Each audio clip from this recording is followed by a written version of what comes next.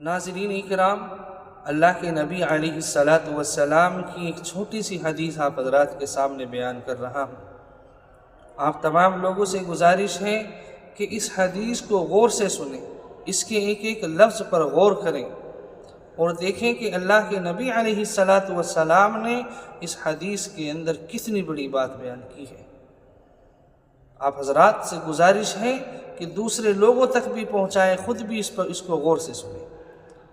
چنانچہ اللہ کے نبی علیہ الصلاۃ والسلام حدیث شریف کے اندر ارشاد فرماتے ہیں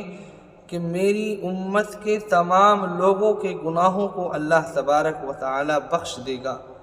سوائے ان لوگوں کے گناہوں کو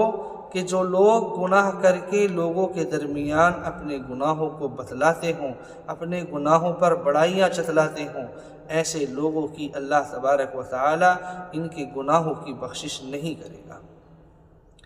آپ حضرات دیکھیں، آج کے اس دور کے اندر جہاں ہم ایک طرف بے شمار گناہوں کے اندر ڈوبے ہوئے ہیں، ہمہ وقت رات و دن گناہ کر رہے ہیں، پھر ان گناہوں کو ہم اپنے یار دوستوں میں چوپالوں پر کھڑے ہو کر ان گناہوں پر رشک کر رہے ہیں، ان گناہوں کو بڑے ہی عزت کے ساتھ، بڑے ہی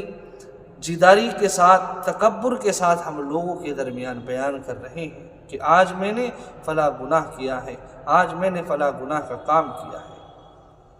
جبکہ حضور پاک نے کیا فرمایا کہ اگر کوئی انسان اپنے گناہوں کو لوگوں کے درمیان بیان کرے گا، اللہ تعالیٰ اس کے گناہ کو معاف نہیں فرمائے گا، باقی تمام امت کے گناہوں کو معاف فرما دیا جائے گا۔ اس لیے اگر ہم گناہ کر رہے ہیں تو ان گناہوں کو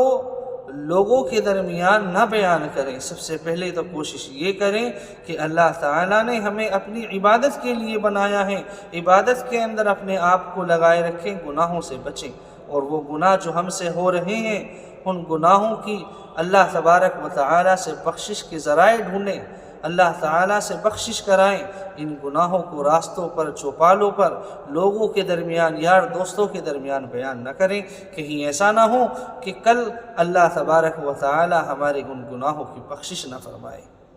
اللہ تعالیٰ سے دعا ہے کہ اللہ تعالیٰ ہمیں گناہوں سے اجتناب کرنے کی توفیق عطا فرمائے اور گناہوں پر اللہ تبارک و تعالیٰ ہمارے گناہوں کی بخشش فرمائے۔ آمین۔ السلام علیکم ورحمۃ اللہ وبرکاتہ۔